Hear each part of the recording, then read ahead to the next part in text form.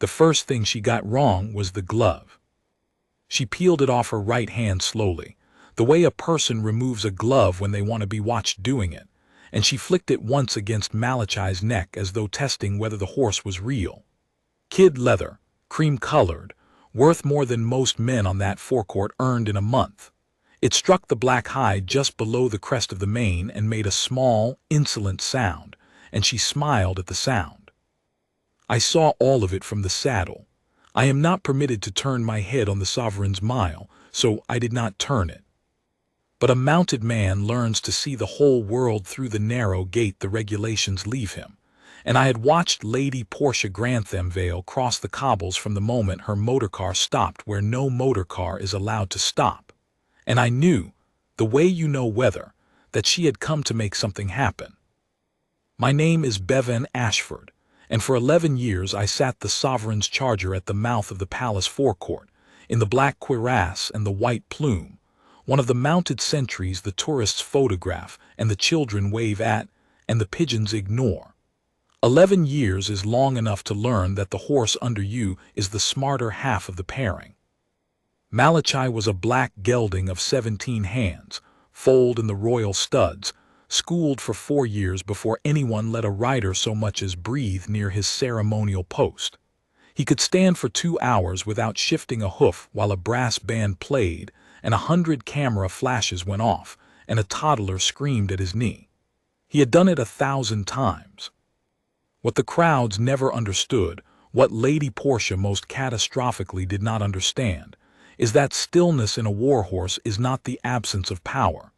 It is power under a hand so light you cannot see it. The stillness is a decision, and a horse that has been taught to make that decision can, on a whisper, unmake it faster than any human alive can flinch. She did not know that. She looked at Malachi and she saw a statue. She looked at me, and she saw a man in fancy dress paid to be a background for her afternoon. And she had decided, somewhere between the motor car and the cobbles, that the two of us existed to be handled.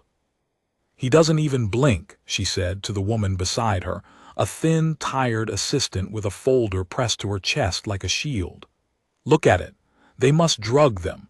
You can't tell me a real animal stands like that." The assistant said nothing. She had learned, I think, that silence was the only safe answer to Lady Portia, and she had learned it the hard way. I want to be fair to her, because the story went where it went and a man ought to be fair. Lady Portia Grantham Vale was not a stupid woman. She was clever the way a blade is clever, good at one thing, useless at everything else. She had married money, buried the man who had it, and turned the estate into a name that opened doors. She sat on charity boards and cut ribbons and appeared in the society pages beside people who mattered, and everywhere she went, doors opened and men in uniform stood a little straighter and the world arranged itself for her comfort. She had spent 20 years learning exactly one lesson, that if you behave as though a rule does not apply to you, often enough it does not. She had never once, in all those years, met a thing that could not be intimidated, bribed, or bored into submission. She was about to meet two. The forecourt that afternoon was the ordinary throng.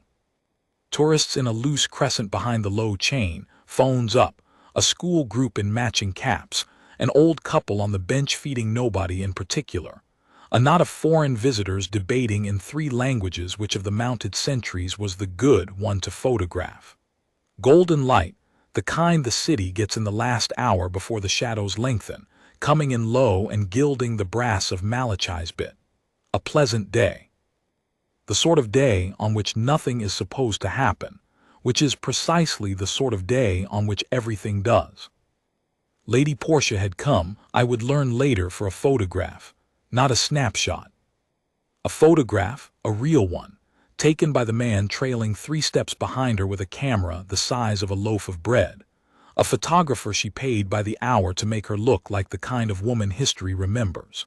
She wanted herself, in her cream coat and her pale gloves, standing at the shoulder of a royal charger with the palace behind her, so that the image could hang in the entrance hall of the estate and tell every guest who crossed the threshold exactly who she believed herself to be. She wanted the horse as a prop. She wanted the guard as furniture. And she had not thought, it had genuinely not occurred to her to ask. Because you do not ask furniture. She stepped over the low chain. I felt Malachi's attention change before I saw her move. That is the thing no camera catches and no tourist believes. A horse does not stand there empty. He was reading the forecourt the whole time, the pigeons, the wind off the river, the school group, the woman in cream who had flicked her glove at his neck. When she crossed the chain, the crowd's sound shifted, a low collective intake, the murmur that means a boundary has been broken, and Malachi heard that shift the same instant I felt it come up through the saddle like a change in the ground. His ears did not pin. His weight did not move. But the decision he was making, the decision to be a statue, I felt him take hold of it again, deliberately, the way a man tightens his grip on a rope that has begun, very slightly, to run. "Ma'am," I said at low level, the practiced tone that is not a request and not quite an order, "please stay behind the chain." She looked up at me for the first time, actually looked, and I watched something cross her face that I had seen 100 times on 100 faces, the small, delighted surprise of a person who has just discovered that the furniture talks. "Oh," she said, "it speaks." Behind her, the photographer lifted his camera.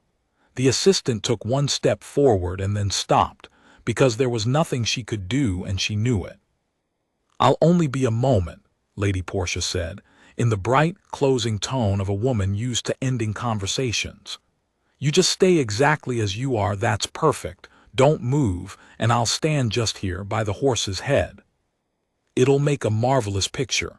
Darren, are you getting the palace in behind?" "I need you to step back behind the chain," I said. "The horse is a working animal. He is not a photograph. For your own safety, ma'am, please step back." I want you to hear that last word because I chose it. Safety. I did not say the horse is dangerous because he is not, any more than a loaded rifle is dangerous while the man holding it keeps his discipline. I said safety, which is the truest word, and which she heard as the whine of a small official protecting his small rules. She had heard 1,000 men say 1,000 versions of "please step back." Every one of them had folded when she pressed. She had no reason on earth to believe I was different, and no way of knowing that the difference was not me at all. The difference was the horse. "Nonsense," she said, and she reached up and put her bare right hand flat on Malachi's cheek, on the long black plane of bone below the eye, and she pushed his head toward her as though positioning a lamp. I have thought about that gesture more than any other in 11 years on the mile. Not because it was cruel. It was not cruel. It was worse than cruel. It was careless. The carelessness of a person who has never once imagined that the world outside her own comfort has a will. She put her hand on a 17-hand warhorse's face and she pushed. And in the pushing she told him, in the one language he speaks fluently, exactly what she was. Not a rider, not a handler, not anyone whose signal he was trained to obey, a stranger laying claim in his space at his post, against the low chain that every hour of his 4 years of schooling had taught him marked the edge of the world he was to hold. Malachi did not move, but I felt the whole animal gather. "Ma'am," I said, and now there was iron in it, "take your hand off the horse and step behind the chain." She turned her head to smile at the camera. That smile is the last image the photograph shows, before everything the photograph could not have predicted. Cream coat, pale hand on black hide, the palace gilded gold behind her, a woman certain she had won. Darren pressed the shutter, and in the frame of the world that only Malachi and I could see, the wind came around off the river and lifted the corner of the assistant's folder, and a page tore loose, and a single sheet of white paper went cartwheeling across the cobbles straight at the horse's legs. Now, understand what Malachi was and was not. He was not a nervous animal.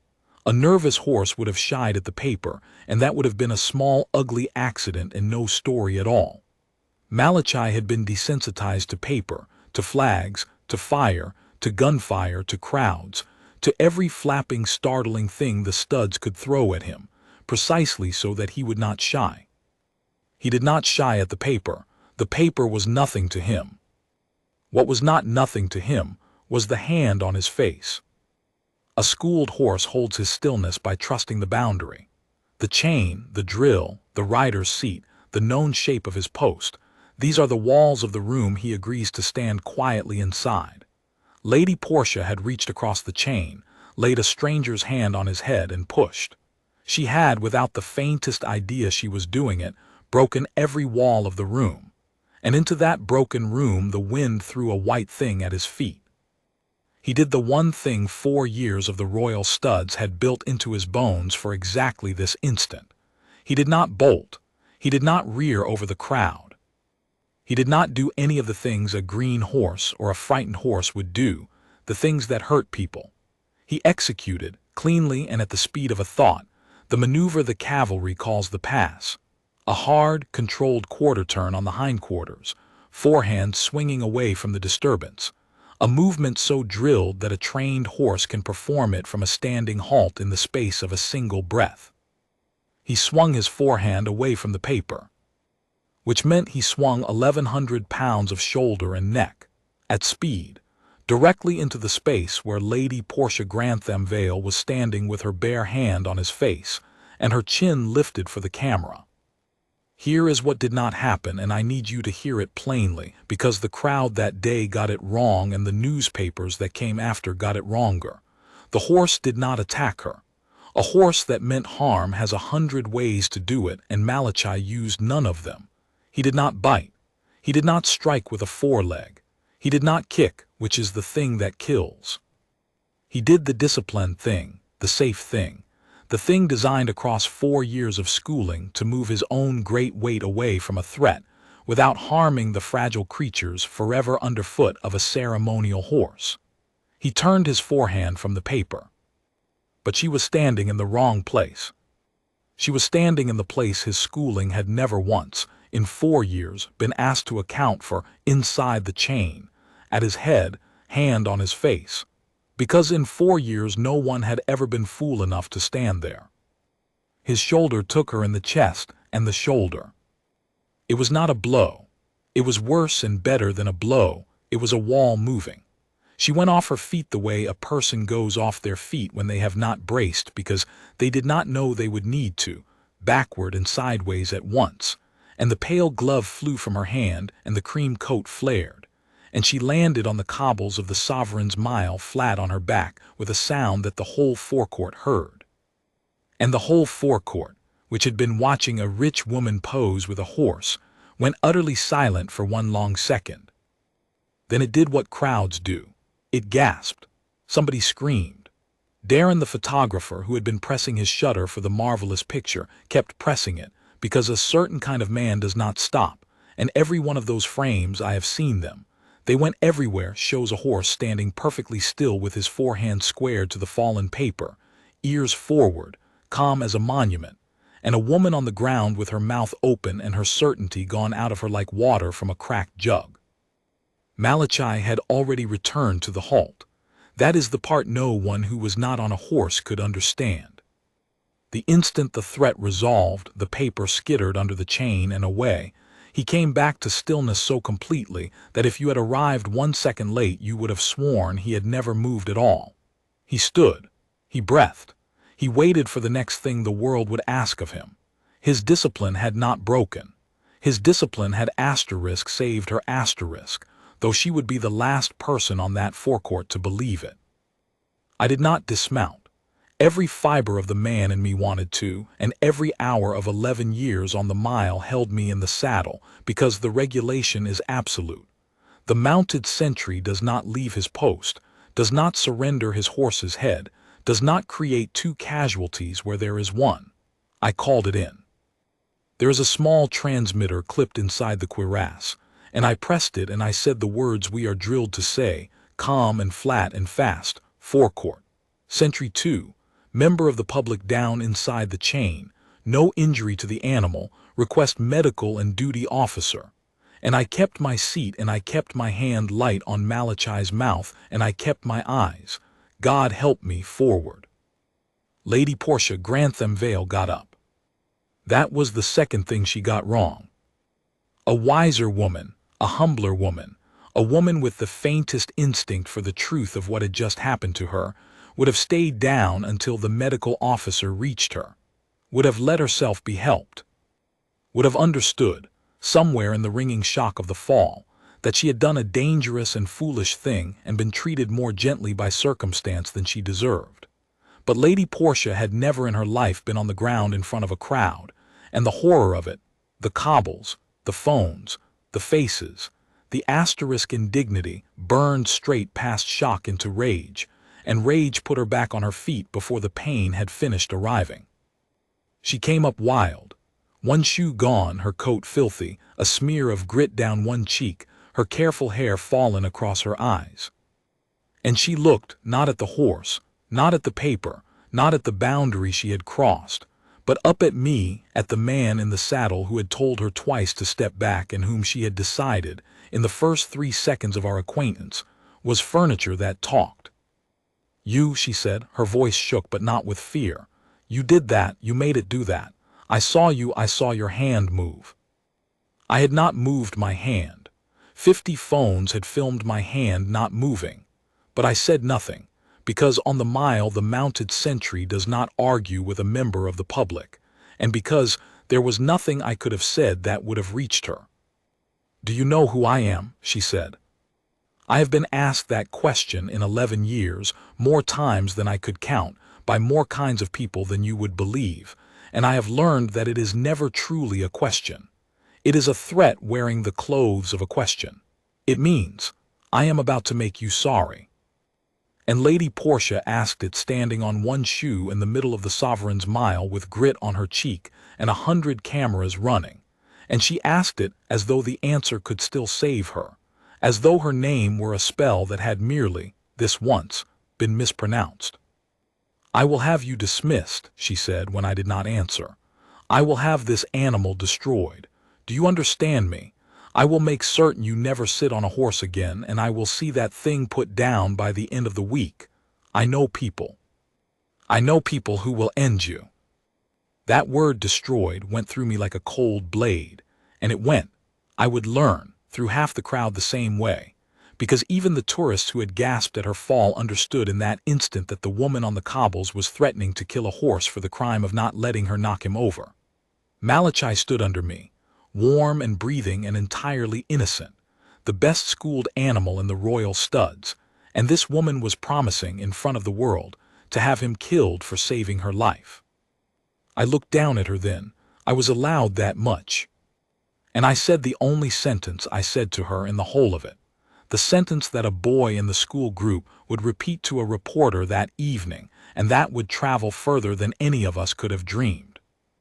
"Madam," I said, "you put your hand on the horse. He did not put his shoulder on you." She had no answer. For one instant, one single instant, I saw the sentence land somewhere behind her eyes, and I thought foolishly, hopefully, that it might have reached her. Then the duty officer's boots were ringing across the cobbles, and the medical officer was at her side, and Lady Portia Grantham-Vale turned away from me and toward the arriving authority and gathered the wreckage of herself into the shape of a wronged and important woman, and began, in a high-carrying voice, to tell a story that was not true. The trouble was that she was very, very good at telling stories that were not true. And she really did know people. They took her away in an ambulance she did not need, because when a woman of her name says she is hurt, no one on a public forecourt is brave enough to disagree. And I stood my post until the relief came at the change of the guard, and I rode Malachi back through the arch to the mews with my spine straight and my stomach cold. The stable master met us in the yard. His name was Osric Penhallow, and he had run the Royal Mews for 30 years, and he was the only man alive whose opinion I feared, because he loved the horses more than he loved any human being, and he did not pretend otherwise. He took Malachi's bridle before I was out of the saddle, and he ran his hands down the black neck and the shoulder and the forelegs, and he lifted each hoof, and he looked into both eyes, and only when he had satisfied himself that the horse was entirely sound did he look up at me. "Tell me," he said. I told him. All of it in order, the glove in the hand and the paper and the pass. Osric listened without a word, still holding the bridle, and Malachi stood between us, dropping his head to lip at the old man's sleeve, wanting the peppermint he knew lived in that pocket, wholly unbothered by the fact that a woman was at that moment in an ambulance swearing to have him killed. When I finished, Osric fed him the peppermint. "He did right," the stable master said. "He did exactly right. Turned off the disturbance, kept his feet under him, never used a hoof. For years I spent making a horse that would do that instead of the thing that kills, and today he did it, and today it saved that fool woman's neck." He rubbed the wide black jaw. "And now they'll want to punish him for it." "They won't," I said. "They can't. He did nothing wrong." Osric Penhallow looked at me the way a man looks at a boy who has just said something the world is about to correct. "You've been on the mile 11 years, he said, "and you still think that's how it works." He turned Malachi toward the box, and over his shoulder, not unkindly, he said the thing that would prove truer than either of us wanted. "It isn't the horse that has to be right, lad. It's the horse that has to be *convenient. Go and write your report. Write every word, because by morning her version will be the only one that's loud." He was right by nightfall. By the time I had washed the day off me and eaten a supper I do not remember, the story was everywhere, and it was not my story. It was hers. Socialite hurled to ground by out-of-control palace horse. "It could have killed me," says Lady Portia from hospital bed.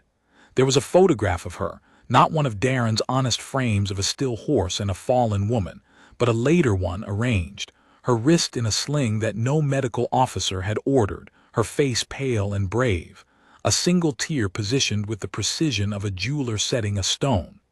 There were quotes.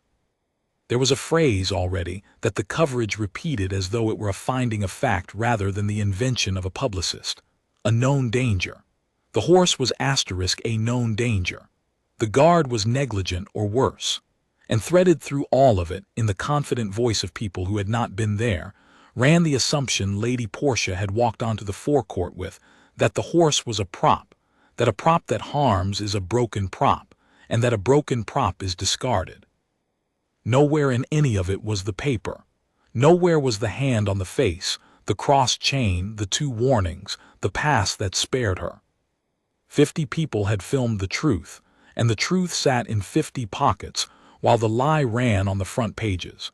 Because that is the head start a lie is given when the person telling it knows people. I did not sleep. The inquiry opened the next morning, and I learned within the hour how much trouble we were in, because the officer appointed to conduct it was not from the Mews and not from the mounted branch, and not from any part of the establishment that understood horses. He was a smooth, careful man from the palace's own household office, a man whose entire profession was the avoidance of embarrassment, and he made it gently and immediately clear that the outcome he most desired was the one that made the noise stop. "No one is saying you did anything wrong, Ashford," he told me, in a paneled room that smelled of polish and caution. "No one is saying the animal is vicious, but you must see the position. A member of the public, a prominent member of the public, was injured on the forecourt by a royal horse under your control. The public perception is the difficulty. Perception, Ashford. If the animal is quietly retired, if the post is reviewed, if we can show the palace has *acted, the matter dies. If we insist on being right, it runs for a month, and it runs badly, and it splashes on people far above you and me." "He saved her life," I said. "That," said the smooth man, "is not a helpful thing to say, because it sounds like an excuse, and excuses run for a month too." He steepled his fingers. "Write your report. Tell the truth, but understand that the truth is not the only thing in the room." I wrote my report. I told the truth. And I understood, walking out of that paneled room into the gray morning, that the truth was tied to a stake in the middle of a field, and the machinery was rolling toward it, and that unless something changed, Malachi, sound, blameless, magnificent Malachi, who had done in one breath the thing 4 years had built him to do, would be quietly gelded from the ceremonial roster and shipped to some distant paddock as a asterisk known danger, and his name would be a stain, and the lie would harden into record. And Lady Portia Grantham Vale would hang a marvelous photograph in her entrance hall and tell her guests, forever, about the terrible day the palace horse attacked her. Unless something changed.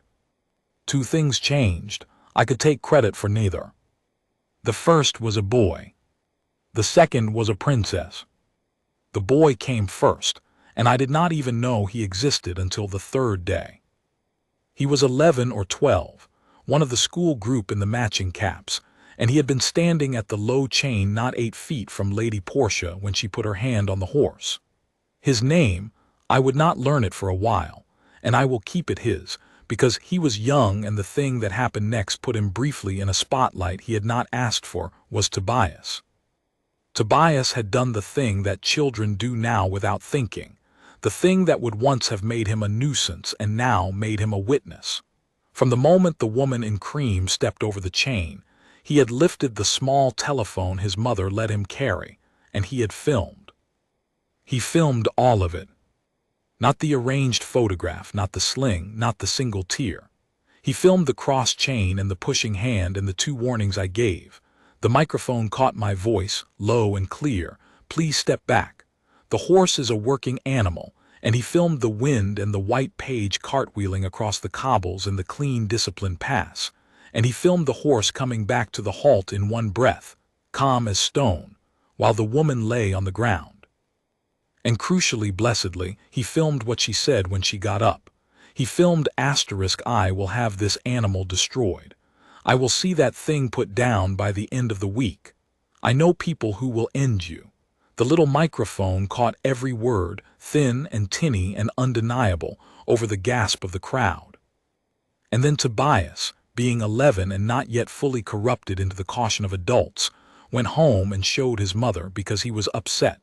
He told a reporter later, in the one interview his parents allowed, that he had cried that night, not for the woman but for the horse, because he had heard her say she would have it killed and he could not stop thinking about it. His mother watched the film.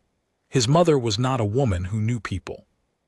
His mother was a school teacher, which is a different and in the end a stronger thing, and she recognized, watching her son's shaky little film, that a lie was being told in the newspapers and that she was holding the truth in her hand. She did not sell it, she could have. There were people who would have paid for it. She wrote instead a plain letter, and she attached the film, and she sent both not to a newspaper but to the palace, to the office of the household, marked to the attention of whoever was conducting the inquiry into the incident on the Sovereign's Mile. Because, she wrote, she had reason to believe that officer had not been shown the truth.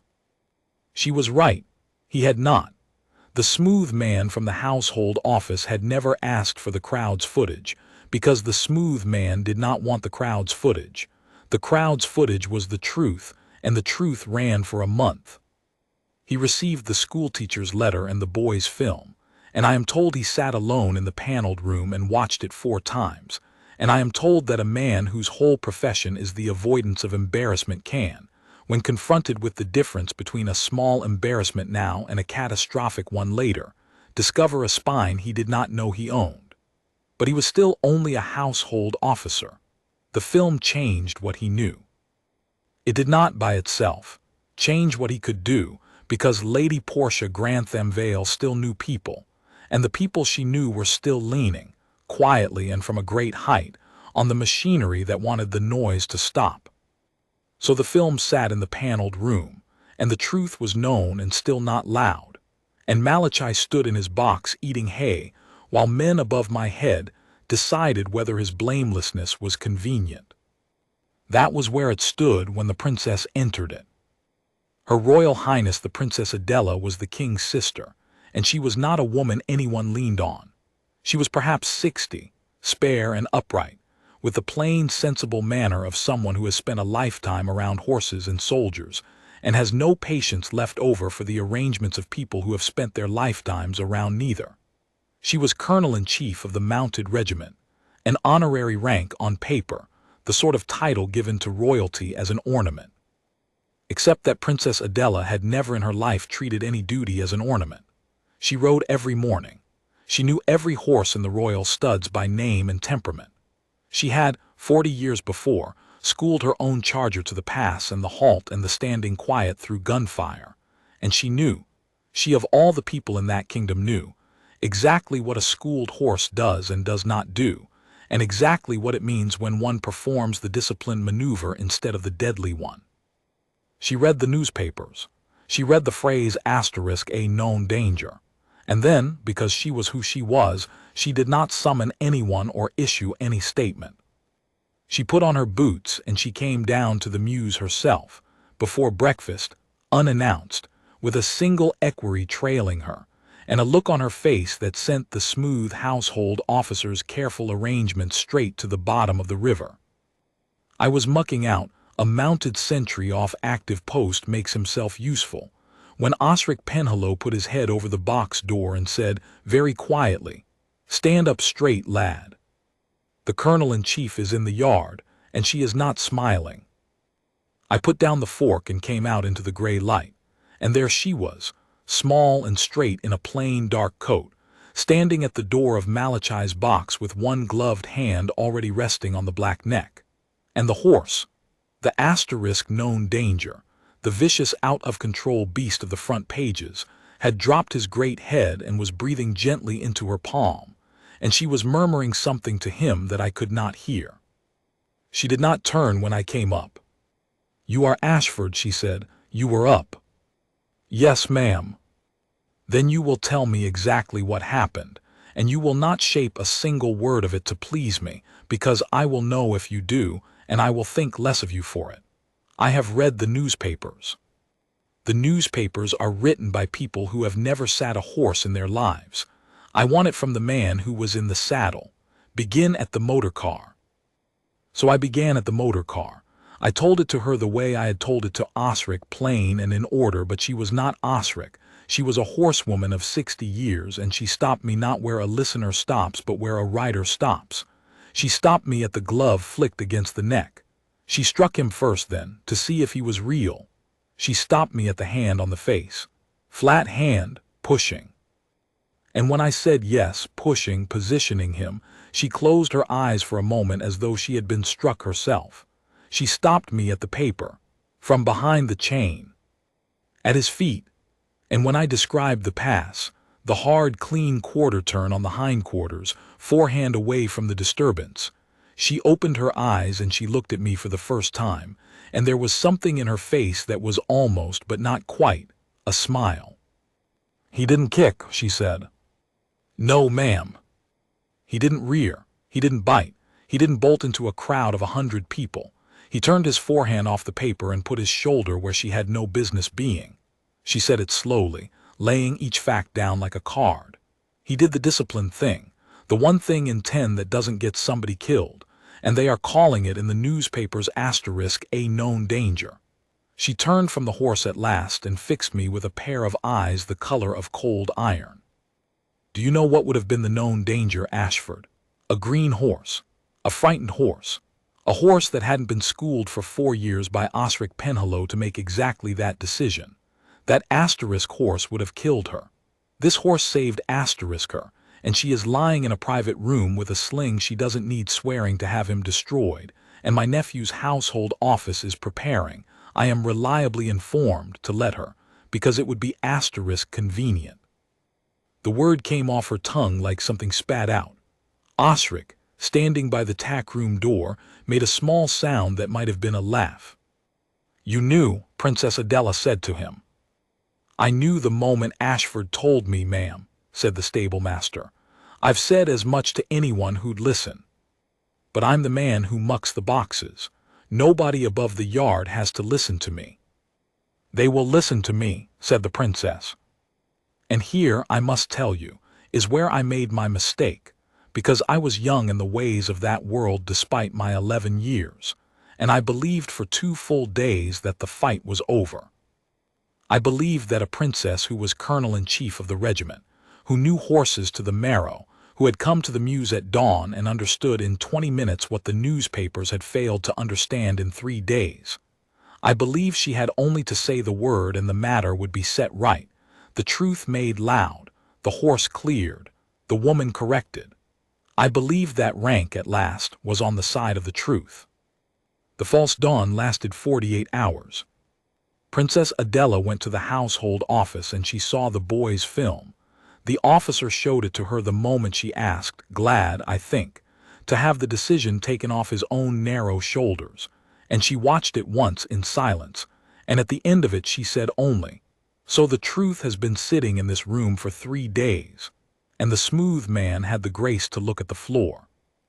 She gave her instruction plainly.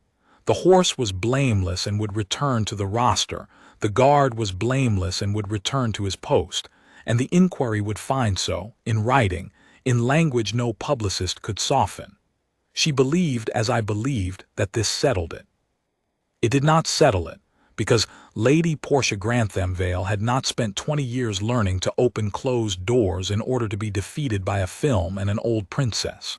When word reached her, and word reaches such people quickly, that the palace was preparing to clear the horse, she did the thing that people who know people do when the front pages begin to slip from their grip. She reached higher. She had her lawyers file a formal claim against the crown, against the household, against the regiment, against me by name, for negligence, for injury, for the trauma of the fall, a claim for a sum of money with enough noughts on it to buy the whole royal mews twice over. And she went at the same time to a member of the king's own council, a man whose favor she had cultivated for a decade at 100 charity dinners, and she wept in his study and told him her true and only argument, which had nothing to do with law and everything to do with power. This will embarrass the crown. Give me the horse and give me the guard and make it quiet, and the embarrassment goes away. Refuse me, and I will make it very loud indeed, and I will make certain the loudness lands on the king. She was, God help us, not wrong that it would be loud. I want to tell you what those days were like from inside them, because the newspapers made it a story about a lady and a horse and a palace, and it was never that to me. To me, it was the slow, grinding fear of watching a machine decide whether the thing you love most in the world is worth its inconvenience. They kept Malachi off the roster while the inquiry ran, as a precaution, the smooth man said, which is the language they use when they have half decided against you and want to leave themselves room. So for the first time in 7 years my horse and I did not ride out to the mile in the morning. I mucked his box, and I groomed him until his coat threw back the lamplight, and I walked him in the small paddock behind the mews where no camera could reach, and every day I did these things I did not know whether they were the ordinary care of a working animal or the last kindnesses to a condemned one. Osric never said the word.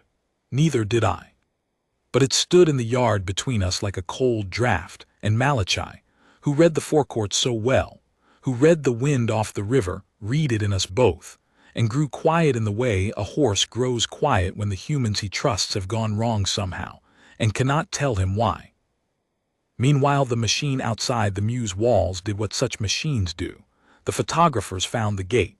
They stood along the wall with their long lenses hoping for a shot of the vicious beast, and when Malachi would not oblige them by being vicious, when the only pictures they could get were of a black horse dozing in the sun with one hind hoof cocked, they ran those pictures anyway, under captions that turned his peace into menace. Lull before the storm. The horse that knows no remorse. A columnist I will not dignify wrote 800 words on the theme that a life of ceremony had made the royal horses arrogant, that they had come to believe the forecourt belonged to them, and that this one had finally shown the contempt the whole gilded establishment felt for ordinary people who only wanted a photograph. He had never met the horse. He had never met me.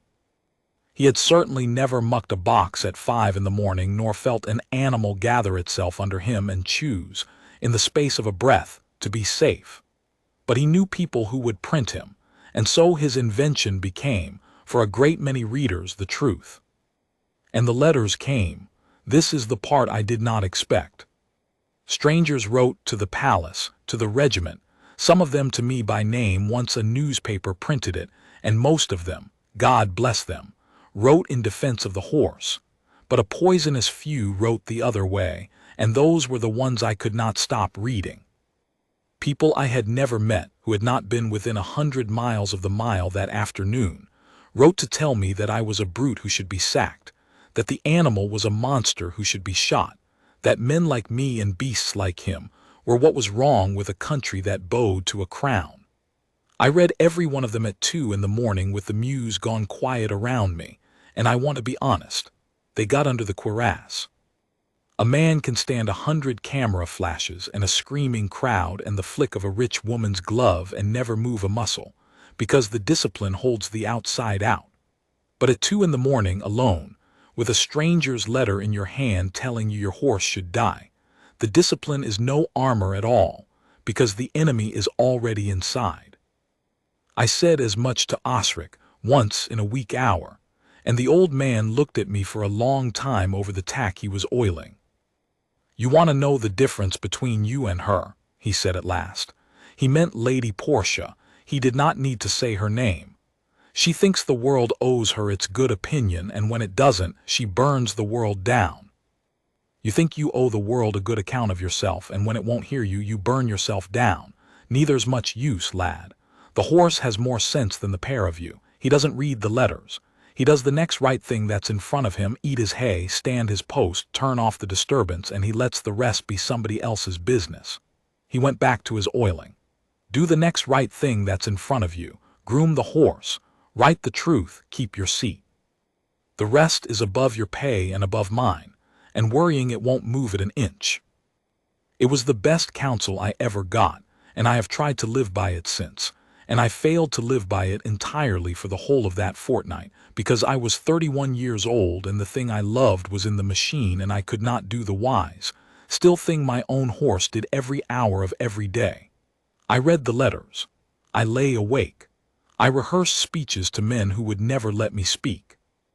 And the inquiry ground on, and the lawsuit landed, and somewhere above me, in rooms I would never see, the question was being asked whether Malachi's blamelessness was worth a bad fortnight for the crown. And there are men very high in every court whose fear of loudness outweighs their love of the truth, and one such man went to the king. King Alaric was not a stupid man either, and he was not a coward, but he was a king, and a king carries a weight that bends every decision toward peace. The counselor laid it before him, the way such things are always laid before a sovereign, not as asterisk do this wrong thing, but as here is a difficulty, and here is the smooth way through it. A prominent lady, injured on the forecourt, a lawsuit, a threat of ugliness that would run for weeks and touch the throne itself. And a solution so simple: retire the one horse, review the one post, express regret, settle the claim quietly. The crown loses a horse from a roster of 40. The lady is soothed. The noise dies. Was one gelding, however well schooled, worth a month of the crown being dragged through the gutter press over a fall on the cobbles? It is a measure of how these things work that the question was even asked. And it might have been answered the wrong way. I have no doubt it very nearly was, except that the king, being a fair man beneath the weight, did the one thing the counselor had not counted on. Before he decided, he sent for his sister. I know what passed between them only because Princess Adela told me a part of it later in the plain way she told everything. She did not raise her voice to the king. She never did. She sat across from her brother in his private study, and she said, "I am told something very close to this. Alaric, you are being asked to kill an innocent thing to avoid an inconvenience, and to call it mercy. That horse did the hardest, most disciplined thing a warhorse can do, and he did it to save the woman who now wants him dead. If you retire him under a cloud, you are not settling a lawsuit. You are announcing to every man in the mounted regiment, and every man who has ever stood a post for this crown, that their discipline will be rewarded with a stake in the ground the moment their discipline becomes inconvenient to someone who knows people. You will be telling that guard, Ashford, a good man, 11 years on the mile, that the crown he serves will feed him to a socialite's publicist to save itself a bad fortnight. Do that, and you may keep your quiet fortnight. But you will have spent something you cannot buy back, and you will have spent it in front of the whole regiment, and they will never quite look at you the same way again. Neither, brother, will I. The king was silent for a long moment, she told me. Then he asked her one question, the only question that a fair man in his position needs to ask. Is the truth on our side, or only our pride? Come and see the film, said Princess Adela. Come and see the horse. Come to the Mews yourself, Alaric, before you decide, and let the truth be loud in your own 2 eyes instead of quiet in a counselor's mouth. And if after that you still wish to retire him to keep the peace, you are the king, and I will hold my tongue. But you will not do it blind. I will not let you. He came. He came to the royal Mews the next morning, quietly, without the newspapers knowing, the way his sister had come. But where she had come like a storm, he came like a judge, slow and grave and giving nothing away. And I stood in the yard in my working dress with my heart going like a drum, because a mounted sentry may serve for 30 years and never once stand 3 feet from his sovereign in a stable yard, while that sovereign decides the fate of the horse he loves. They showed him the boys' film first, in the tack room, on the household officer's little screen. I was not in the room, but Osric was, and Osric told me afterward that the king watched it once through without a word, the glove, the hand, the 2 warnings, the paper, the pass, the halt. And then the woman rising from the cobbles to say, I will see that thing put down by the end of the week, and that when it finished, King Alaric said nothing for a while, and then he said in a voice quite unlike the careful voice of the counselors, play the last part again. They played it again. I will have this animal destroyed. I know people who will end you. That is the woman, the king said, for whom I am asked to destroy the horse that spared her. It was not a question. He rose. I would like to see the animal now. And so they brought him out to the yard to me, and I brought Malachi. I will remember the next quarter of an hour until the day I die. The king walked around the horse the way his sister had, slowly, reading him. Though he had not her 40 years of the saddle, he had enough to know a sound animal from a spoiled one. Malachi stood for it, ears easy, one hind hoof cocked at rest, the very picture of the gentle giant the newspapers swore he was not. King Alaric put a hand on the black shoulder, the very shoulder that had put Lady Portia on the cobbles, and Malachi turned his head and lipped, hopeful at the king's cuff, looking for the peppermint that every human at the Mews apparently carried, and the king, despite everything, despite the counselors and the lawsuit and the weight of the crown, laughed. A short, surprised laugh. He had come to judge a dangerous beast, and the dangerous beast was frisking him for sweets. Show me, the king said to Princess Adela. Show me what he did, if it can be shown safely. The princess looked at Osric. Osric looked at me. And then the old stable master did a thing that I think decided the whole matter, though no court and no newspaper ever recorded it. With respect, your majesty, Osric said, let Ashford ride him, and let *me be the paper. They cleared the yard to a safe margin. I mounted, and Osric Penhallow, 60-odd years old, walked out to stand where Lady Portia had stood at the horse's head, but behind the imaginary line, respecting the boundary she had crossed, and at his signal, at a nod, a stable hand tossed a folded newspaper skittering across the cobbles toward Malachi's forefeet, the same startling white flutter that had come off the assistant's folder. Malachi did the pass. Clean, controlled at the speed of a thought, the hard quarter turn on the hindquarters, forehand swinging off the disturbance, and back to the halt in a single breath, exactly as he had done on the mile. But this time no one stood in the wrong place. This time the yard saw what the forecourt had not been able to see through its fear. Not an attack, but a maneuver, precise, disciplined, beautiful.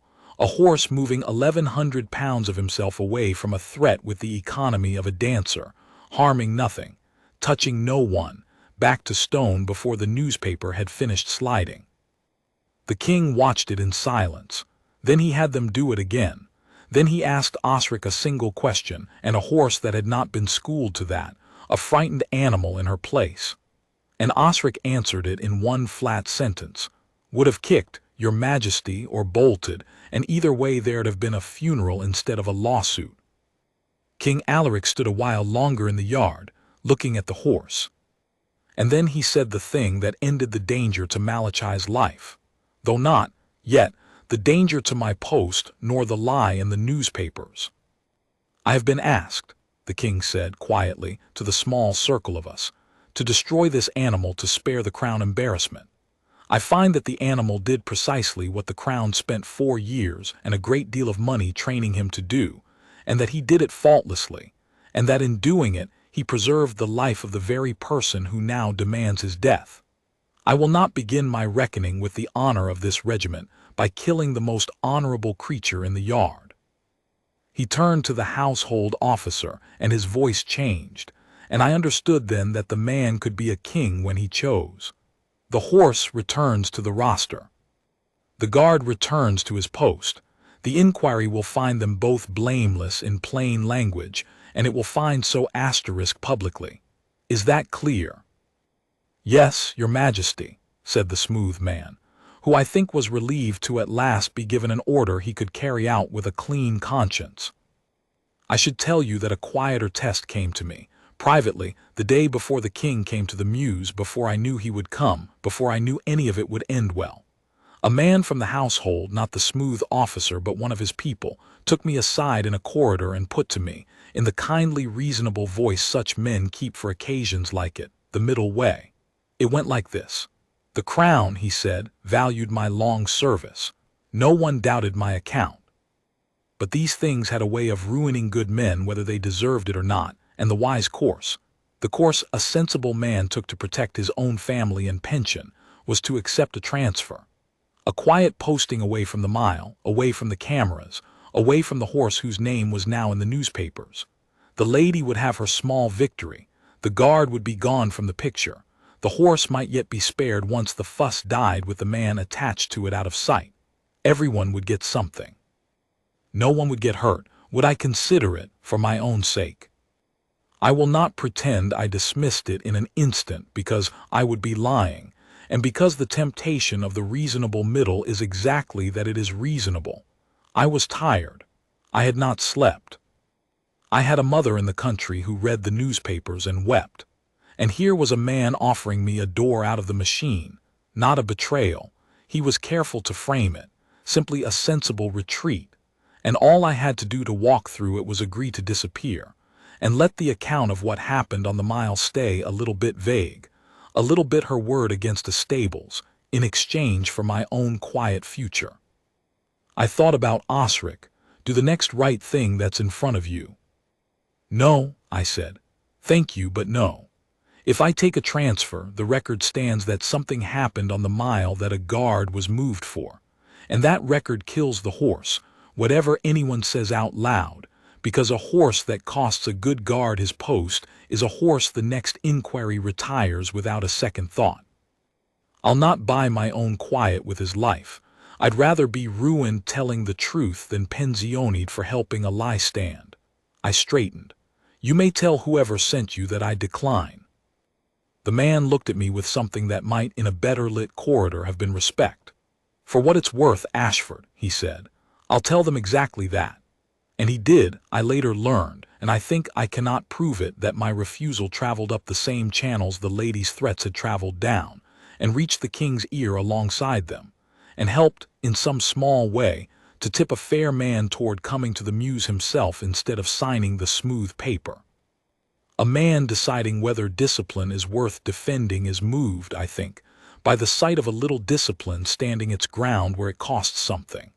I do not claim credit for the ending, but I did not buy the door out, and I am glad of it every morning I ride through the arch. But, the king went on, and here his fairness cut both ways, as a true king's must. There is a lawsuit, and there is a lady swearing to the newspapers that she was set upon by a vicious beast, and clearing the horse in a household inquiry does not untell her story. She has framed this as her word against the stables. If we simply announce that she lies, she will call it a cover-up, a palace protecting its own, and she will be believed by every person already inclined to believe the worst of us. The truth must not merely be found. It must be shown to her face in a room she cannot spin, in front of the very people whose good opinion she has spent 20 years buying. He looked at his sister. You have a horsewoman's instinct for this, Adela. How do we make the truth loud enough that even she cannot outrun it? And Princess Adela, who had been quiet through all of it, allowed herself at last the small hard smile I had seen flicker in the box that first dawn. We invite her to say it to our faces, she said, all of it, in front of a room of the people she cares about, and we let the boys' film answer her. The room was chosen with care. It was not a courtroom, because a courtroom would have let her lawyers set the terms and delay for a year. It was a reception, a real one, a long-planned regimental gathering in the great gilded hall of the palace, the annual evening at which the mounted regiment's patrons and benefactors, and the great and the good of the kingdom, gathered under the chandeliers to raise money for the care of the old horses, the pensione chargers who had served their years and earned their green retirement. Lady Portia Grantham Vale was on the guest list. She had been on the guest list for years. She sat on the very committee that organized the thing. She had, in fact, already accepted her invitation weeks before she ever laid a hand on Malachi's face. And when she learned that the palace would not be settling quietly, that the king himself had cleared the horse, she made a calculation that was entirely in character. She decided to come. She decided that the evening was the perfect stage on which to play the wronged and gracious victim before the whole of society, to appear in her sling, brave and forgiving, and let the room's sympathy do to the palace what her lawyers had not yet managed. She did not know about the boys' film. She did not know Princess Adela would speak. She walked into that gilded hall in a gown the color of deep wine, her wrist in its unnecessary sling, and she was radiant, because she believed she was walking onto her own stage. I was there. I nearly was not. A mounted sentry is not the sort of person who attends the regimental patron's evening, but Princess Adela had commanded it, and so I stood at the side of the hall in my full dress uniform, the black cuirass polished to a mirror, and I watched Lady Portia work the room the way a great actress works a house, moving from group to group, letting the sling be seen, murmuring her brave little account, gathering the murmurs of sympathy she had come to gather. That poor woman. That dreadful horse, and the palace protecting it, well, they would, wouldn't they? I heard it rustling through the hall like wind through wheat, and my heart sank, because I understood then how good she truly was, and I did not yet see how the truth could ever be made louder than that practiced, sympathetic, well-connected murmur. Then Princess Adela rose to speak. She was the guest of honor, the colonel-in-chief, the patron of the Old Horses Fund, and it was expected that she would say a few words about the pensione chargers and thank the room for its generosity, and the room settled comfortably to be gently bored. She thanked them. She spoke, briefly and with real feeling, about the horses who had given their years to the crown and earned their peace. And then she said, I want to tell you about a horse who has not yet earned his peace because he is still very much at work. His name is Malachi. Some of you will have read about him this week. The room went very still. Lady Portia, near the front, went stiller than any of them. You will have read, Princess Adela continued in her plain carrying voice, that he is a dangerous animal out of control who threw a lady to the ground on the sovereign's mile. I am colonel-in-chief of the regiment that trains him, and I have spent 60 years around horses, and I owe it to this room, to you, who fund the care of these animals, to tell you what actually happened on the mile that afternoon. Because a great deal of what you have read is false, and I will not have this regiment's honor or this horse's traded away in the dark. I would rather show you the truth than tell it. Will you watch a short film? She did not wait for an answer. The great screen behind her, placed there all evening, and everyone had assumed it was for a slideshow of the old horses in their retirement paddocks, came alive, and the boy Tobias's film began to play, blown up huge and clear and undeniable across the front of the gilded hall. There was the forecourt in the golden afternoon. There was the motor car where no motor car should stop. There was Lady Portia in her cream coat crossing the low chain. There was her bare hand flat on the black horse's face, pushing. There was my voice, low and clear over the hall's dead silence. Please step back. The horse is a working animal, for your own safety, ma'am, twice. There was the wind and the white page cartwheeling and the clean disciplined pass, forehand off the paper, and there, the whole room drew breath as one. There was the woman on the cobbles, and then there she was rising, wild-haired, and her voice, thin and tinny and perfectly, damningly clear, filled the gilded hall. I will have you dismissed. I will have this animal destroyed. I will see that thing put down by the end of the week. I know people who will end you. The film stopped, the screen went dark, and the silence that followed was the loudest thing I have ever heard. I have stood a post through a brass band and 100 camera flashes and a screaming crowd, and I have never heard a silence like the one in that gilded hall. Every face in the room had turned, slowly, as one, toward the woman in the wine-colored gown with her wrist in its sling. The murmurs of sympathy she had spent all evening gathering, that poor woman, that dreadful horse, had curdled in a single quarter of an hour into something else entirely, and she could feel it landing on the back of her neck like frost. She had told them a story, and the story had a boy with a telephone in it, and the boy's telephone had heard her promise, in her own voice, to kill a horse for the crime of not letting her push it over. Princess Adela let the silence sit. She was in no hurry. She had waited 3 days and let a lie run the front pages. She could afford a full minute now to let the truth settle into every corner of that hall. And then she said, quietly, without cruelty, which was somehow worse than cruelty. The horse did not attack Lady Granthamvale. The horse performed, faultlessly, the single disciplined maneuver that a trained warhorse is taught precisely so that he will not kick, will not bolt, will not do the thing that kills, and in performing it, he saved the life of the woman who had crossed the barrier and laid hands on his head against 2 clear warnings. A green horse would have killed her. This horse spared her. And she has spent this week demanding his death, and a great deal of money, and the ruin of the guard who warned her twice. She looked directly at Lady Portia for the first time. I am told, madam, that you know people. I have no doubt you do. But you did not know the horse, and you did not know that a boy of 11 was standing at the chain with more honesty in his telephone than you have shown in 20 years of dinners in this hall. Lady Portia Granthamvale stood up. For one terrible moment I thought she would try it, that she would summon the old spell, lift her chin the way she had lifted it for the camera, and say, do you know who I am, to a room that now knew exactly who she was. I watched her draw the breath for it. I watched 20 years of never once being on the wrong side of a room gather itself for one more push against a boundary, and I watched it fail, because the room did not arrange itself for her comfort this time. There were no downcast eyes, no soothing murmurs, no doors swinging open. There were only faces, the faces of the very people she had spent 2 decades cultivating, the committee members and the benefactors and the great and the good, turned toward her, and on every one of them the same thing. Not anger, which she could have fought, but the quiet, final, unbearable withdrawal of respect. She had crossed one boundary too many, and this time the thing on the other side of it had a will. She did not say, do you know who I am? She said nothing at all.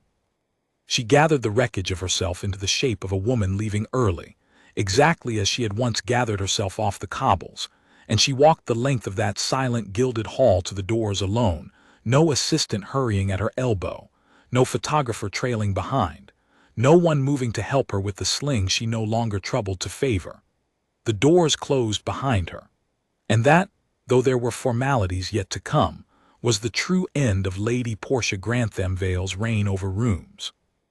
The formalities came quickly, because they always do once the power behind them has drained away. The lawsuit was withdrawn within the week, quietly, with no admission, which is how such people surrender, but withdrawn all the same, and her lawyers sent no more letters. The newspapers, which had run her tear and her sling on their front pages, discovered a sudden and profound interest in the truth now that the truth had a king's inquiry and a boy's film behind it. The phrase "a known danger" vanished from their columns and was replaced, in the ones with any shame, by careful sentences about how the incident had been misunderstood. The society pages, which are the cruelest of all when the wind turns, stopped printing her name. The committee of the Old Horses Fund found, at its next meeting, that Lady Grantham Vale had resigned her seat. She sold the estate within the year, I heard, and went to live abroad, in a place where the story had not traveled and where she could, perhaps, begin again the long work of persuading a new set of rooms that she was a person doors should open for.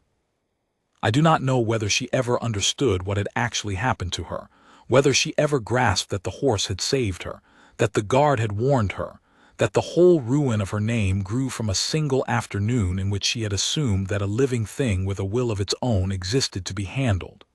I hope she did. It is the only thing that could have made the fall worth anything to her. But I am not certain, and I have stopped needing to be. The king kept his word in full. The inquiry found Malachi and me blameless, in plain public language, and the finding was published, and it named the boy's film as the reason the truth was known.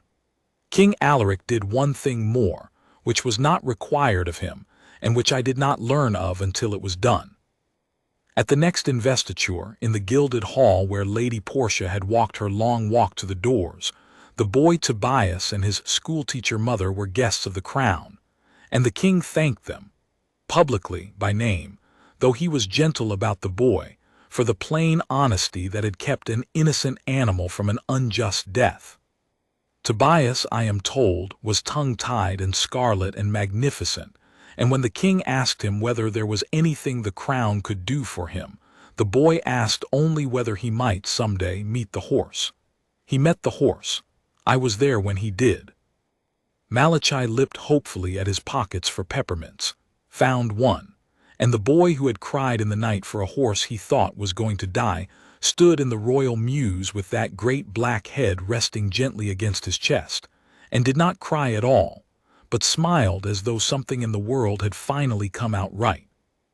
Osric Penhallow retired 2 winters later, and Princess Adela herself came to the mews to shake his hand, one horseman to another, and there is no honor in that kingdom I would rather have earned than the one Osric earned that day, which was the plain respect of a woman who does not give it lightly. He lives now in a cottage near the retirement paddocks, and he walks out most mornings among the old chargers he schooled, and I visit when I can. As for me, I went back to the Sovereign's Mile. Of course I did. A week after the evening in the gilded hall, in the black cuirass and the white plume, I rode Malachi back through the arch to his post at the mouth of the forecourt, and the crowd that gathered that morning was larger than usual, because the story had traveled and people had come to see the horse from the newspapers, the vicious beast, the known danger. They saw a black gelding of 17 hands standing quiet as a monument in the golden light, while the pigeons ignored him, and a brass band played, and 100 cameras flashed, doing the thing he had always done, holding his stillness by trusting the boundary, making 1,000 times an hour the invisible decision that is not the absence of power but power under a hand so light you cannot see it. I have thought in the years since about what Lady Portia got wrong, because a man ought to understand the thing he lived through. She got the glove wrong, and the hand, and the chain, and the 2 warnings. But underneath all of those, she got one thing wrong, and it was the thing that undid her. She believed that the world outside her own comfort had no will. She looked at a horse and saw a prop. She looked at a guard and saw furniture. She looked at a boundary and saw an inconvenience. And she went through her whole life handling things that turned out, every one of them, to be things. Until the afternoon she laid her bare hand on a creature that had spent 4 disciplined years learning to be exactly as still, and exactly as decisive, as she had never once imagined anything could be. The horse was never harmless. That was her error, and I want to be precise about it because the harmless part is the part everyone gets wrong. Malachi was one of the most dangerous animals in the kingdom, 1,100 pounds, schooled to war, capable in one breath of things that would empty a forecourt. He was never harmless. He was disciplined. And discipline in a powerful thing is not the same as weakness in a small one, though the arrogant confuse the two every time, and though confusing them has ended more of the arrogant than any horse ever could. She thought the horse was harmless. She was dead wrong, but not in the way she feared, and not in the way the newspapers screamed, and not in any way that ever put a mark on her that a week's rest would not heal. She was wrong in the deepest way a person can be wrong. She mistook a thing with a will for a thing without one, and she staked her name on the mistake, and the will she had refused to see turned quietly on its hindquarters, moved its great shoulder off the disturbance, and let her fall. I sit the sovereign's charger on the sovereign's mile still. Malachi grazes his green retirement now, fat and honored in the paddock past Osric's cottage, and I ride his grandson these mornings, a black colt with the same easy ears and the same drop of the head toward a stranger's pocket. The crowds photograph us. The children wave. And somewhere in the crescent behind the low chain, most days, there is someone who looks at the immaculate stillness of a horse and a guard and thinks, the way she thought, that stillness must mean there is nothing there. There is everything there.